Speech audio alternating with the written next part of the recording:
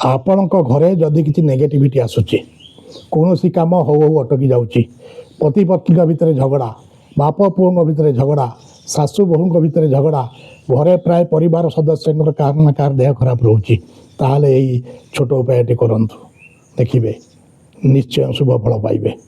ଆପଣ ଯେକୌଣସି ମଙ୍ଗଳବାର କିମ୍ବା ଶନିବାର ସନ୍ଧ୍ୟା ସମୟରେ ଯେକୌଣସି ଏକ ହନୁମାନ ମନ୍ଦିରକୁ ଯିବେ, ସାଙ୍ଗରେ ଗୋଟେ ଦୀପ ନେବେ, ସେ ଘିଅ ଦୀପ ହେଉ କି ରାଶି ତେଲ ଦୀପ ହେଉ କି ଚାମେଲି ତେଲ ଦୀପ ହେଉ, ଏବଂ ସାଙ୍ଗରେ କିଛି ଶ୍ଵେତ ସୋରିଷ ଗୋଟିଏ କାଚ ପାତ୍ରରେ ନେଇକରି ଯିବେ।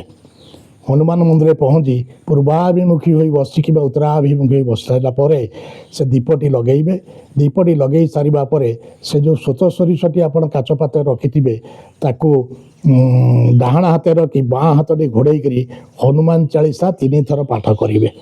ଯଦି ଆପଣଙ୍କର ହନୁମାନ ଚାଳିଶା ମୁଖସ୍ଥ ନାହିଁ, ତେବେ ସେ ଶ୍ଵେତ ସୋରିଷ ଡାହାଣ ହାତରେ ମୁଠାଏ ଧରି ସେ ବହିଟିକି ଧରି ଆପଣ ହନୁମାନ ଚାଳିଶା ପାଠ କରିବେ। ହନୁମାନ ଚାଳିଶା ପାଠ କରିସାରିବା ପରେ ସେ ଶ୍ଵେତ ସୋରିଷଟି ଆଣିକରି ଆପଣଙ୍କର ମୁଖ୍ୟ ଦ୍ୱାର ବନ୍ଧର ବାହାରେ ବିଞ୍ଚି ଦେବେ। 15 ଦିନରେ ଆପଣ ଏମିତି ଥରେ ଲେଖା କରନ୍ତୁ ନା, ଦେଖିବେ ଆପଣ ନିଶ୍ଚୟ ଶୁଭ ଫଳ ପାଇବେ। ଜୟ ଶ୍ରୀରାମ।